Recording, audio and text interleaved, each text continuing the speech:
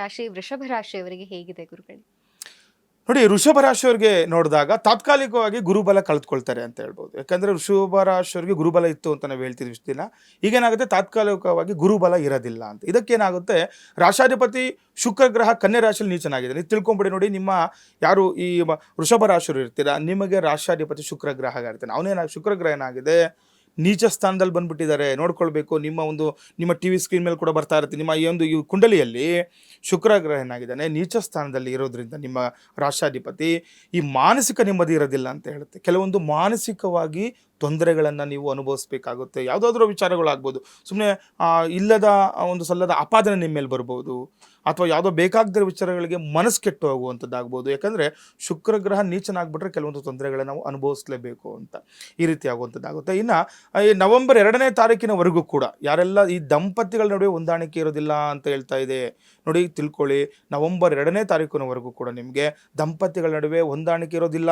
ತುಂಬ ವಿಶೇಷವಾಗಿರುವಂಥ ಮಾಹಿತಿ. ವೃಷಭ ರಾಶಿಯವರಿಗೆ ನೀವು ಕೂಡ ದಂಪತಿಗಳಾಗಿರ್ತೀರ, ಅಲ್ಲಿವರೆಗೂ ಸ್ವಲ್ಪ ಹುಷಾರಾಗಿರಬೇಕು.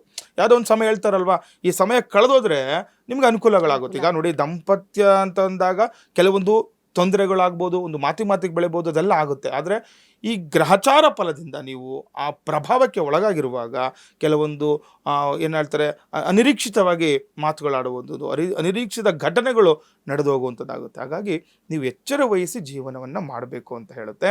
ಇನ್ನು ಹೆಣ್ಣು ಮಗುವಿನಿಂದ ಸಮಸ್ಯೆಗಳು ಈಡಾಗ್ತಾರೆ ಅಂತ ಹೇಳಿ ಕೆಲವೊಂದು ಮನೆಯಲ್ಲಿ ಹೆಣ್ಣು ಮಕ್ಕಳಿಂದ. ಯಾಕೆಂದರೆ ನಾವು ಏನು ಹೇಳ್ತಾರೆ, ಈ ಶುಕ್ರ ಗ್ರಹ ನೀಚದಲ್ಲಿ ಬಂದುಬಿಟ್ರೆ ಹೆಣ್ಣು ಮಕ್ಕಳಿಗೆ ಕೆಲವೊಂದು ತೊಂದರೆಗಳನ್ನು ಎದುರಿಸಲೇಬೇಕು ನೀವು ಅಂತ ಹೇಳ್ತಾರೆ. ಇನ್ನು ವ್ಯಯಾಧಿಪತಿ ಹಾಗೂ ನೋಡಿ, ನೀವು ನೋಡ್ಕೊಳ್ಬೇಕು. ನಿಮಗೆ ಜಾತಕದಲ್ಲಿ ವ್ಯಯಾಧಿಪತಿ ಮತ್ತು ಅಷ್ಟಮಾಧಿಪತಿ ಕುಜ ಗ್ರಹ ಆಗಿರುತ್ತಾನೆ. ಹಾಗಾಗಿ ಈ ಕುಜ ಗ್ರಹ ಷಷ್ಠಮದಲ್ಲಿ ನೀಚ ರವಿ ಜೊತೆ ಇರೋದ್ರಿಂದ ನೋಡಿ, ಎಲ್ಲ ಗ್ರಹಗಳು ನೀಚ ಸ್ಥಾನದಲ್ಲಿ ಒಂದೇ ಮನೆಗಳಿದ್ದಾರೆ. ನೀವು ನೋಡ್ಬೋದು.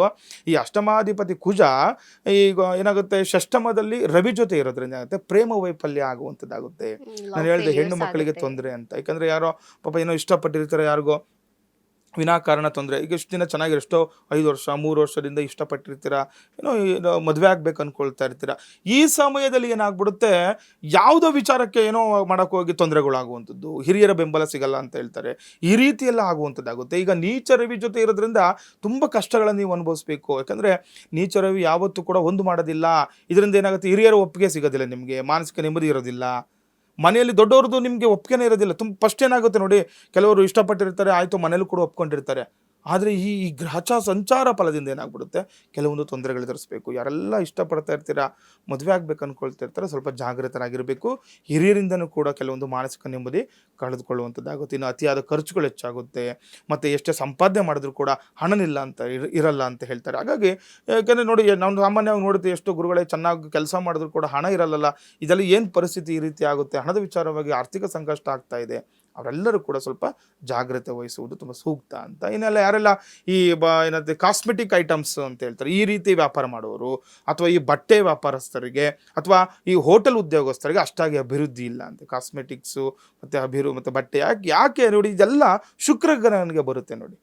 ಅಲಂಕಾರಿಕ ವಸ್ತುಗಳು ಏನಿದೆ ಇದೆಲ್ಲವೂ ಕೂಡ ಶುಕ್ರ ಗ್ರಹನಿಗೆ ಬರುವಂಥದ್ದು. ಹಾಗಾಗಿ ವೃಷಭ ರಾಶಿಯರಿರ್ತೀರ, ಈ ಅಲಂಕಾರಿಕ ವಿಚಾರದಲ್ಲಿ, ಅಥವಾ ಬ್ಯೂಟಿಷಿಯನ್ಸ್ ಯಾರಿರ್ತೀರಾ, ಬ್ಯೂಟಿ ಪಾರ್ಲರ್ ಯಾರು ನಡೆಸ್ತಾ ಇರ್ತೀರಾ, ಕೆಲವೊಂದು ತೊಂದರೆಗಳನ್ನು ನೀವು ಅವಶ್ಯಕವಾಗಿ ಅನುಭವಿಸಲೇಬೇಕು ಅಂತ ಹೇಳ್ತಾ ಇದೆ. ಅದ್ರ ಜೊತೆ ಈ ಹೋಟೆಲ್ ಕೆಲಸ ಮಾಡೋರಿಗೂ ಕೂಡ ತೊಂದರೆ, ಅಥವಾ ಏನಾಗುತ್ತೆ ವ್ಯಾಪಾರದಲ್ಲಿ ನಷ್ಟ ಉಂಟಾಗುವಂಥದ್ದು, ಇದೆಲ್ಲ ಇರೋದ್ರಿಂದ ಹೆಚ್ಚಿನ ಜಾಗೃತಿ ವಹಿಸಬೇಕು ನೀವು ವೃಷಭ ರಾಶಿಯವರು ಅಂತ.